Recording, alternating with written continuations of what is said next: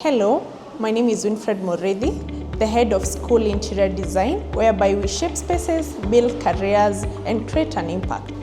We have the following courses under CDAC examining body: Interior Design Level 4, whereby the minimum KCSE requirement is D-. Interior Design Level 5, the minimum requirement is a D from KCSE. The Interior Design Level 6, which the minimum grade is C-. Besides these, we have Soft Furnishing Level 5 course, whose minimum requirement is a D, and Interior Finishing, whose minimum requirement is a D. That's Level 5. Level 4 stands for Artisan Level, Level 5 stands for Certificate Level, Level 6 stands for Diploma Level.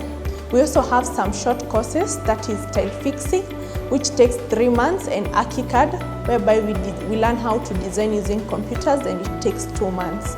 So why train with us? We have modern equipped workshops, we have practical hands-on training, we have industry experienced trainers, we have real-life project exposure, so we'll be going to sites and you'll be able to see some of the things we study in class. We guide you on your career, and we have an affordable fee structure. So come, let's build your technical skills, and welcome to our March Grand